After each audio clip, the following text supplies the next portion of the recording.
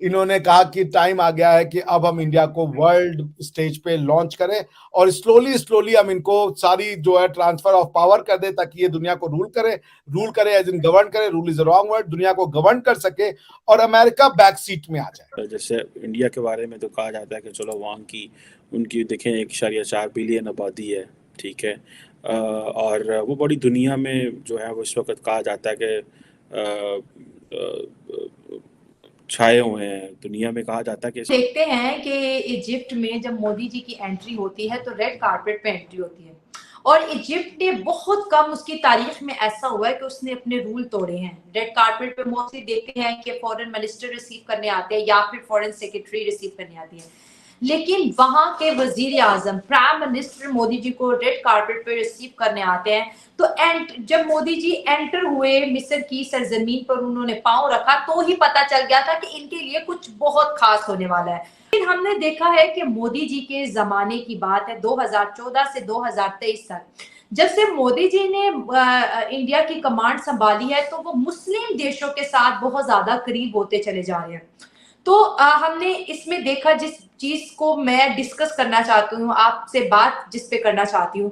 उन्होंने दाऊदी बोरा समाज को बहुत ज्यादा अहमियत दी है। 4-5 सालों से चला था। There is a bipartisan understanding in the American Senate and Congress. तो वहां पे ये हुआ कि इन्होंने ये डिसाइड किया कि India is the right successor जो कि फ्री सोसाइटी और डेमोक्रेटिक ट्रेडिशंस को और rule of law based world order को प्रमोट और प्रोपोगेट करे। तो इन्होंने पहले करवाया, आज से 4 साल पहले पोप से मोदी जी की मुलाकात, आपको अगर याद होगा तो मोदी जी वेटिकन गए, पोप से मिलवाया। That means the Christianity and the Indian tradition, because देखिए क्रिश्चियनिटी और इस्लाम एक प्रोसिलिटाइजिंग रेसेस हैं, ये कन्वर्ट करती हैं और जब कन्वर्ट करती हैं तो कहती हैं अपने कल्चर और ट्रेडिशन को तुम भूलो, तब जाके तुम्हारा कन्वर्जन एक्सेप्ट होगा। तो पोप का फिर ये मोदी जी से मिलना एक तरीके से ये हुआ कि ठीक है, India is no more one of the places जहां पे कि हम कन्वर्जन को प्रमोट करेंगे। और फिर पोप ने एंटी कन्वर्जन स्टेटमेंट्स भी पास करी। इंडिया में कन्वर्जन कहीं कहीं हो रहा होगा, कोई पर्सनल जेलेट है तो बात अलग है, लेकिन उसकी कोई बैकिंग, इंस्टीट्यूशनल बैकिंग वेटिकन से नहीं है। दूसरा,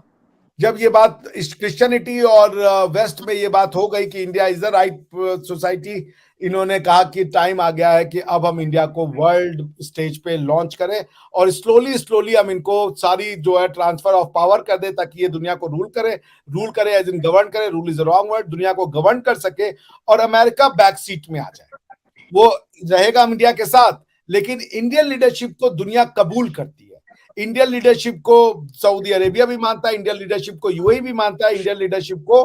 अफ्रीका भी मानता है और अमेरिकन कंट्रीज भी मानती हैं। यहां तक कि ब्राजील के अभी आप देखें या मेक्सिको के राष्ट्रपति ने कुछ दिन पहले ये बयान दिया कि एक यूनाइटेड नेशन को एक इंटरनेशनल पीस कम्युनिटी का या पीस कमेटी का गठन करना चाहिए जिसका अध्यक्ष प्राइम मिनिस्टर मोदी को बनाना चाहिए। तो मिडिल ईस्टर्न, अब ये हो गया कि साउथ अमेरिका जो अब नॉर्थ अमेरिका है वहां पे क्रिश्चियनिटी है प्लस द वेस्ट ऑर्डर चलता है, उन्होंने इंडिया के साथ समझौता कर लिया। अब एक ही वर्ल्ड ऑर्डर बचा था जिसको कि इंडिया के साथ समझौता करना था। नए वर्ल्ड ऑर्डर में इंडिया की लीडरशिप को एक्सेप्ट करने के लिए वो था middle east Islamic world order. तो इस्लामिक वर्ल्ड ऑर्डर में आप देखिए अल अजहर यूनिवर्सिटी दुनिया की इस्लाम की सबसे बड़ी यूनिवर्सिटी है और अल अजहर यूनिवर्सिटी का जो चीफ है,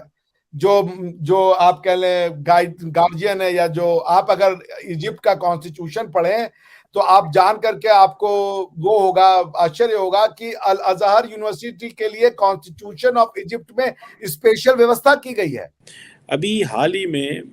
जिससे वो कहते हैं ना, जैसे इंडिया के बारे में तो कहा जाता है कि चलो वहाँ की उनकी देखें 1.4 बिलियन आबादी है, ठीक है, और वो बड़ी दुनिया में जो है वो इस वक्त कहा जाता है कि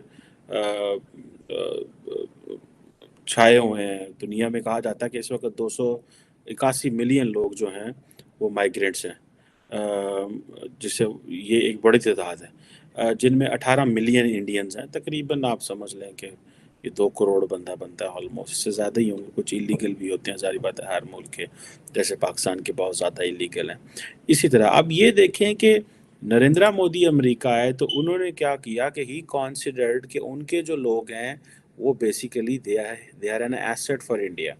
हमारी जो लीडरशिप है वो पाकिस्तानियों को देखती है पैसे के नज़र से, पैसे भेजो पैसे, ठीक है ना। मतलब इमरान खान आता है तो कहता है मैं डॉक्टरों को उनको पैसे भेजो, जो वज़ीर आज़म आता है वो कहता है मैं तो ਤੁਹਾਨੂੰ जनाब वो जड़ा है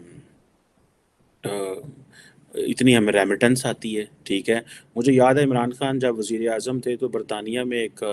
स्कॉटलैंड में आई थिंक कोई कॉन्फ्रेंस थी क्लाइमेट चेंज के ऊपर, तो वो इंग्लैंड इस वजह से ना गए क्योंकि उन्होंने बरतानिया की अवाम हुकूमत को कहा कि मुझे लंदन के अंदर कोई स्टेडियम दें ताकि मैं अवाम के अंदर ख़िताब करना चाहूँ। अभी इंडिया के प्राइम मिनिस्टर ने रोनाल्ड रेगन बिल्डिंग जो एंड इंटरनेशनल ट्रेड सेंटर है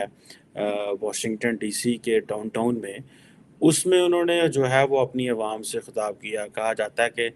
स्टेडियम जो ऑडिटोरियम था वो बड़ा पैक था और बड़े लोग थे और बड़ा था।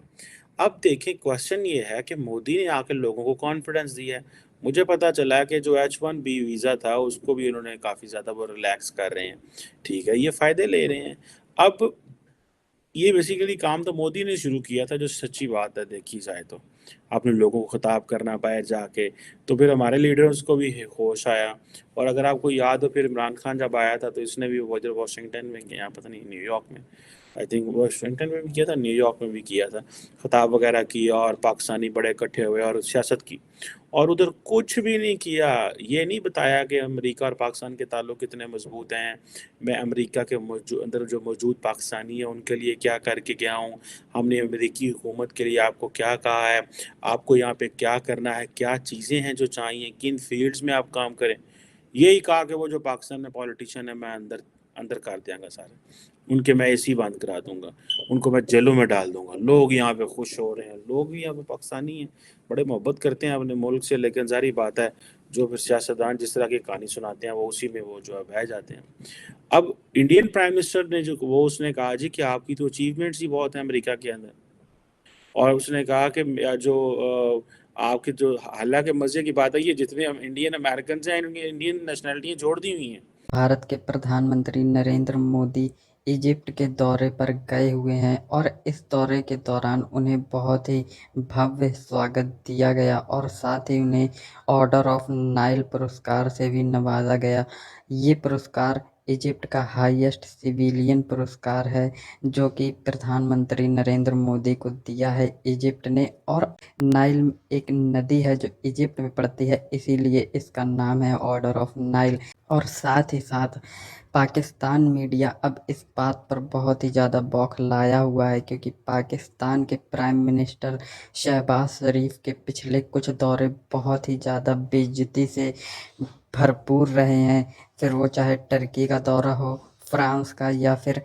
ब्रिटेन का, जबकि भारत के पिछले दौरे बहुत ही अच्छे रहे हैं और दुनिया में ग्लोबल स्टेज में भारत ने अपने फुटप्रिंट बढ़ाए हैं और ज़्यादा से ज़्यादा देश इस समय भारत की इज्जत कर रहे हैं, भारत के साथ अलाइन होना चाह रहे हैं, भारत की जो फॉरेन पॉलिसी है उसकी प्रशंसा कर रहे हैं, जिससे पाकिस्तानी मीडिया बहुत ही जला हुआ है। और अब वो ऐसा कह रहे हैं कि क्योंकि पाकिस्तान के पास कुछ बचा नहीं इसलिए दुनिया ने उनका साथ छोड़ दिया और भारत के पास बहुत बड़ी मार्केट है, जबकि पाकिस्तानी मीडिया को ये समझना चाहिए कि भारत आज जो भी अपनी मेहनत की वजह से है, ना कि भी